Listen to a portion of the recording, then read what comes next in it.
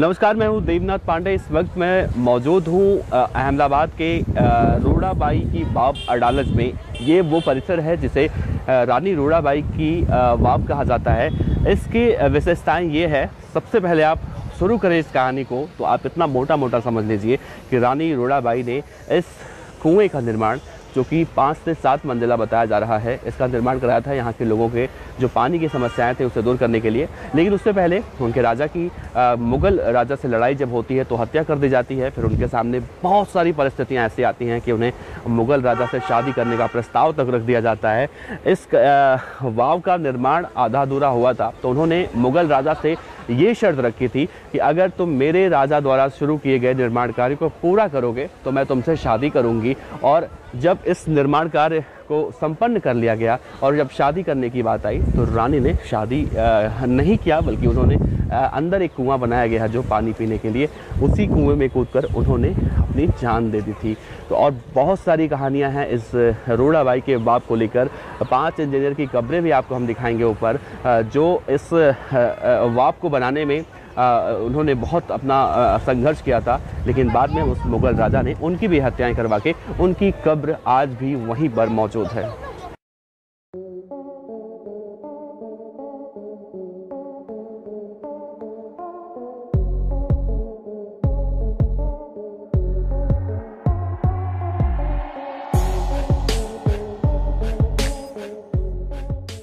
आज हम आपको एक ऐसी कहानी सुनाने जा रहे हैं जो गुजरात के अहमदाबाद रेलवे स्टेशन से महज 15 से 20 किलोमीटर दूर अडलज गांव में घटी थी।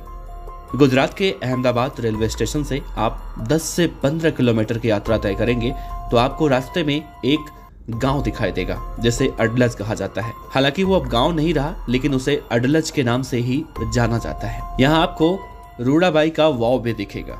इस वाव की ढेरों कहानियां इतिहास के पन्नों में दफन है। कहते हैं एक राजा कभी यहाँ पर राज किया करते थे। उनकी एक रानी थी जिनका नाम था महारानी रोड़ाबाई। और वहीं पर एक और मुगल राजा एक दिन आक्रमण कर देता है और राजा की हत्या कर देता है। रानी उसे पसंद आ जाती हैं और रानी से वो शादी करने का प्रस्ताव रखता है। लेकिन उसके बाद रानी रोड़ाबाई क्या करती हैं वो आप जानेंगे तो आप हिंदू होने पर अपने आप पर गर्व महसूस करेंगे। तो आपसे अपील है इस वीडियो को अंत तक देखिएगा, क्योंकि ये वीडियो आपके अंदर एक अलग से साहस और जुनून भर देगा। नमस्कार, मेरा नाम है देवनाथ पांडे और आप देख रहे हैं BDF न्यूज का एक नया प्रोग्राम इतिहास के पन्नों से। अडलज की बावड़ी, एक सीढ़ीदार कुआं जो गुजरात के अडलज नामक गांव में है। दूर दराज से बड़ी संख्या में लोग इस कुएं को देखने आते रहते हैं। वास्तव में यह एक बड़े भवन के रूप में निर्मित है। भारत में इस तरह के कई सीढ़ीनुमा कूप हैं। अडलज गांव गुजरात के गांधीनगर जिले के दक्षिण पश्चिम में स्थित है और गांधीनगर से मात्र 5 किलोमीटर की दूरी पर स्थित है। अहमदाबाद से इसकी दूरी 18 किलोमीटर है। एक छोटा सा गांव प्राचीन काल में दांडई देश के नाम से कभी जाना जाता था। यहाँ पर पहली मंजिल पर लगे संगमरमर के पत्थरों पर संस्कृत भाषा में लिखे आलेख से यह मालूम होता है कि इसे 1499 में रानी रोड़ाबाई ने अपने पति की याद में बनवाया था। वो राजा वीर सिंह की पत्नी थी। ये वाव 5 मंजिला है और अष्टभुजाकार का बना हुआ है। वास्तुकला का नायाब नमूना ये ढांचा 16 स्तंभों पर खड़ा है। सूरज की रोशनी सीधा दीवारों पर सिर्फ थोड़े समय के लिए ही पड़ती है, इसीलिए बाहर से ही भीतर का तापमान 6 डिग्री कम रहता है। कहते हैं कि राजा वीर सिंह जब इस वाव का निर्माण करा रहे थे तभी वहां पर एक मुगल वंश का राजा आक्रमण कर देता है। इस लड़ाई में राजा वीर सिंह की हत्या कर दी जाती है और मुगल राजा ने रानी से विवाह करने की इच्छा जताई। रानी ने उस मुगल राजा का प्रस्ताव स्वीकार कर लिया और उन्होंने इस वाव का निर्माण पूरा कराने की बात कही। अगर ये निर्माण कार्य मुगल वंश का राजा पूरा करवा देता है तो वो उसके साथ शादी कर लेगी। और उसके बाद वो राजा इस वाव को बनाने में जी जान से लग जाता है। दूर दराज से इंजीनियर बुलाए जाते हैं और जो 5 इंजीनियर इस वाव को बनाने में दिन रात एक किए हुए थे, बाद में उनकी हत्या कर दी जाती है। बहरहाल ये वाव बनकर तैयार होती है और रानी को बुलाया जाता है कि आप अब इसको देखिए और शादी करिए। रानी आती हैं और जैसे ही आप सामने वाला कुआं देख रहे हैं जो कि वाव के बिल्कुल बीचों बीच है, आप 5 मंजिला नीचे उतर कर आएंगे तो आपको ये वाव दिखेगा। और जब रानी यहाँ पर पहुँचती हैं तो वो देखकर बहुत ही खुश होती हैं और उसी कुएं में कूद कर वो अपनी जान दे देती हैं।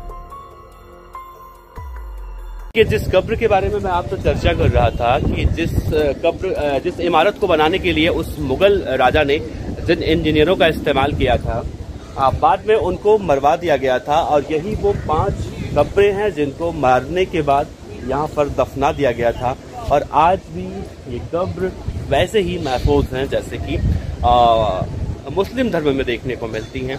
तो इस इमारत की अपनी एक अलग विशेषताएं हैं, अपनी अलग एक ऐतिहासिक कहानियां हैं। लेकिन जैसा कि हर ऐतिहासिक धरोहरों में कुछ न कुछ कहानियां छिपी होती हैं, कहानियां देखने को मिलती हैं और सबसे अच्छी बात होती है कि उससे हमें बहुत कुछ सीखने को मिलती है। तो इस